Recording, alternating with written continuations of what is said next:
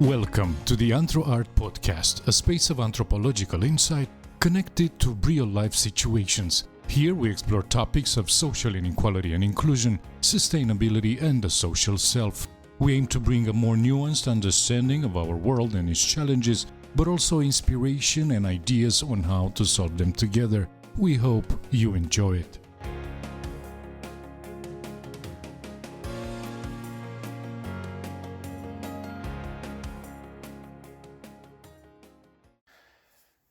Creating Life Champions, Youth Coaching Values, Ethics, Careers, and the Sustainable Development of Trainers and Athletes.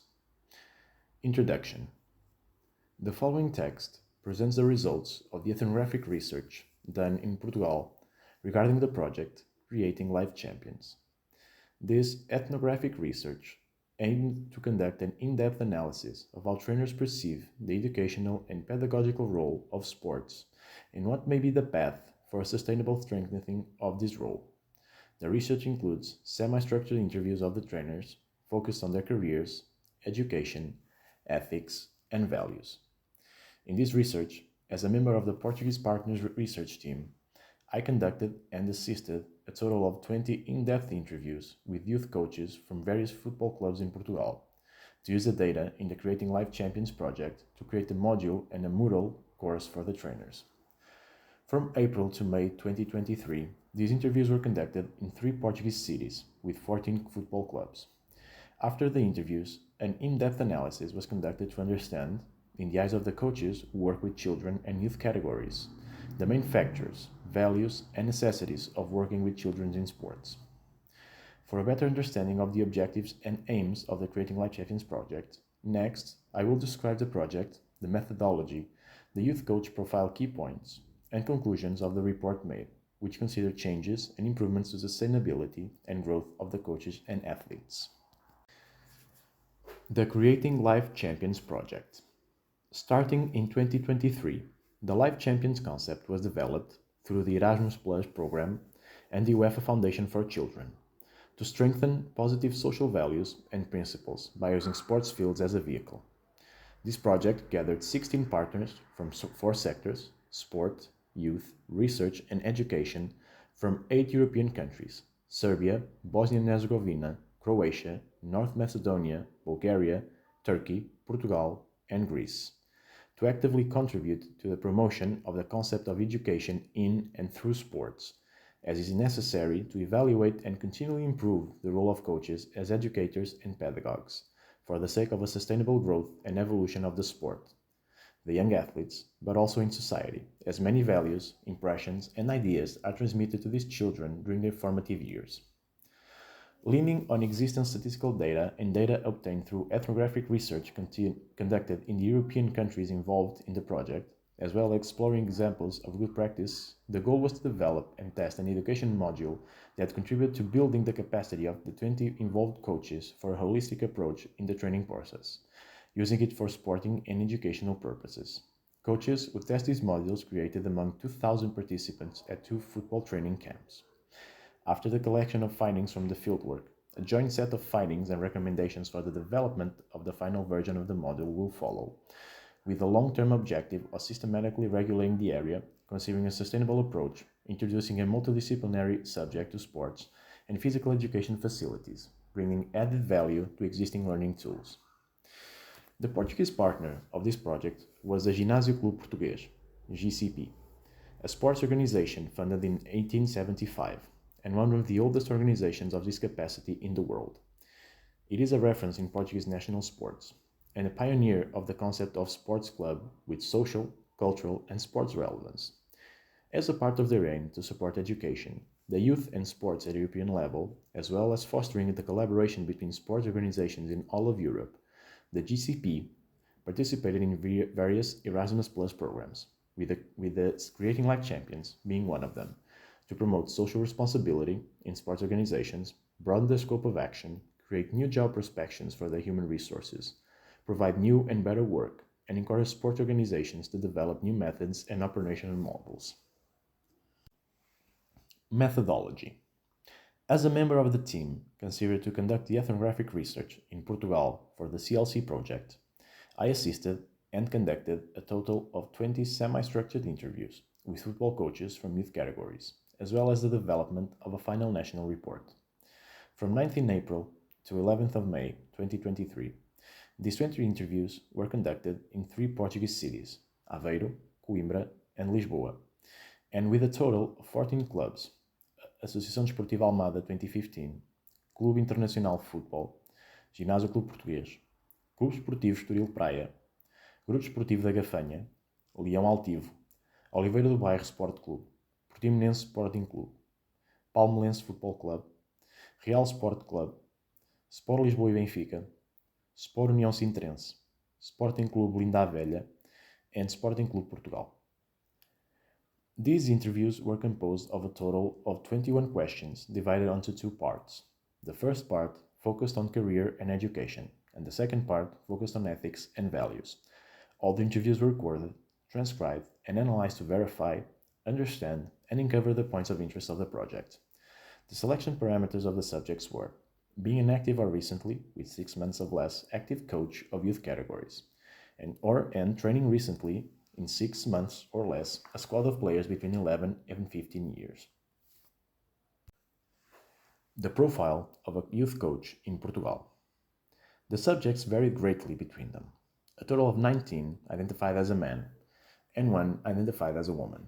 This is not abnormal, as, according to the report Técnicos de Desporto Portugal, created by the Portuguese Institute of Sports and Youth in December 2021, a total of 13,219 licensed football coaches were men, with only 230 female coaches, meaning only approximately 2% of all football coaches are women. 17 of the subjects coach male teams, and the other 3 coach female teams. The youngest interviewed was 21 years old, and the oldest was 66 years old, with the average age of the interviewed being approximately 33 years old. We believe the age spread allows for a greater understanding of the profession. A total of 4 people have a secondary school diploma, with 2 of them currently attending university. 9 people have a university degree, and the other 7 have a master's degree. Of the 20 individuals interviewed, 3 of the subjects didn't have a football coaching license, although 2 of them were studying to obtain a UEFA C license. Of those with license, 10 have a UEFA C license, level 1, 3 have a UEFA B license, level 2, and 4 have a UEFA A license, level 3. The years of experience range from 4 years experience to 13 years experience. Again, we have a great diversity of experience, giving us different perspectives from different points of coaches' careers. In total experience in youth categories, the years of experience range from 4 years experience to 22 years experience. Finally, from a total of 20 people interviewed, only 5, around 25% of the sample, of them coach as a full-time job, with other 15 indicating that they coach as a secondary or part-time job. Ethics, values, and career. How to create a sustainable system for coaches and athletes. After the ethnographic investigation and analysis of the interviews, a few key points were identified as having an impact on the performance, effort, and sustainability of the youth coach profession. The first key point is career and recognition. Only 25% of the subjects performed this job as a primary occupation, with the remaining 75% having a full-time or part-time job to supplement their income. But all of them consider themselves fulfilled with the career they've built or are building, and feel that the challenge of training young people is greater than that of training professional levels. Low payment and a lack of conditions to perform this career as a full-time job, such as professional recognition and protection, lead to the loss of many good training coaches. Also, the programs, formations, and courses for this career have small early admission numbers and are expensive for the salary earned in this profession, which prevents career advancement. The difference in treatment and payment, when compared to professional trainers, is seen as one of the main causes of this problem. The second key point is formal and informal education. Most coaches already have a higher education, university degree or more, and almost all have a formal education related to sports. In addition to academic experience, there is a complement made through training, courses, and specific internships to increase knowledge constantly to always help improve their abilities and qualifications as coaches. This increase in qualification and level of education means that they are increasingly able to deal with the constant evolution of football, and they are gained tools to work with such a specific age group of that of young people. For the coaches interviewed, the best way to gain experience and improve as professionals was to get in touch with coaches from higher echelons, whether through mentoring, participating in training, or just talking and observing the work of these coaches. Trainers are aware of the importance of education, studying, and continuous learning. It's also important to point out that there are increasing focus on policies to protect children and young people, as well as special attention to ethical issues, since most clubs or institutions already present plans and documents for coaches and other members belonging to institutions, if they can guide themselves by them, creating an additional layer of education, protection, and norms. But although they have formal education, norms, policies, and feedback in the ways of academic degrees, certifications, and training licenses, a lot more value was put in formal education, especially mentoring and direct contact with more experienced coaches. The third key point is training, aims, and pedagogy. Most clubs and sports institutions have systems in place to allow them to verify, keep up with, and analyze the work of their coaches and their progress in training sessions. And the general sentiment is that these systems are a good thing, not only to show work, but also to be able to get feedback from the clubs and colleagues. None of the precedents say they punish their teams or players when they lose the game. The general sentiment is that these formative years, and with young children, it doesn't make sense and is not desirable to punish them for defeat. When questioned about coaching games, most mention focusing on general training of the players, considering technical, tactical, and physical development. This was to be expected as a pattern. One of the most specific points of the aim of coaching was the focus on helping these players to improve their mental and psychological aspects of the game, but also determination, will, and resilience, and helping individual development of the youngsters as persons and humans. When questioned about the main mission of a youth coach, the one that gathered the most consensus among the interviewed was the help to make the athlete grow as a person and a player, help their development so that they become good people and can face life difficulties, using pedagogical processes and approaches. Mainly communicating was considered the most important approach when working with children. The fourth key point is behavior and consequences. Most coaches say their institution has a code of conduct focused on youth categories, and most of them consider these policies to be well presented.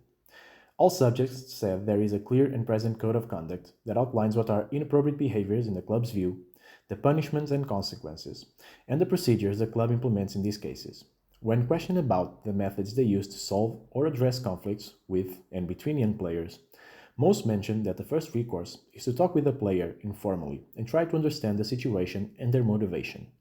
This shows again the pedagogical approach of communicating and talking with the players. Child protection is also seen as very important, as is talking to the child's parents. The final key point is qualities and values. Coaches consider themselves to have an important role in raising young athletes' awareness on the most relevant current issues, such as, for example, racism, bullying, gender equality, among others. Because, in addition to being coaches, they are also teachers and must have a pedagogical approach with the athletes for these issues. To achieve this, coaches have to be good role models for their players, having to teach them and know how to transmit good values, whether in sports or life, and also have good values as people. Having respect and being respectful towards everyone is also an important characteristic to reach the category of a role model. In addition to all of this, communication and the way of connecting with these children is also an asset. Final considerations. After the analysis of the interviews and the responses, the main ways to improve in a sustainable way the career of coaches and improve the quality of life, training, and developmental growth of young athletes should consider three main factors. The improvement in the level of coaches in terms of not only sport qualifications but as teachers and role models, and an increase in human resources dedicated to help at the young level, such as psychologists and others. Improvement of the collaboration between the clubs and the schools, integrating them in their projects to serve as a base of support for the growth and athlete training. Issues such as clubs finding spaces and playgrounds for athletes to study and have fun, and schools trying to place athletes who play together in the same classes and adapt their schedules so that sports practice can be done in the best way. Reinforcing pedagogy is also important. Another one of the most discussed topics was the need to create more tournaments, games, and recreational moments, and increase team building. Also, the creation of more protocols with the municipalities, companies, and other institutions to increase the number of sponsorships and consequently the visibility of youth football is also very important.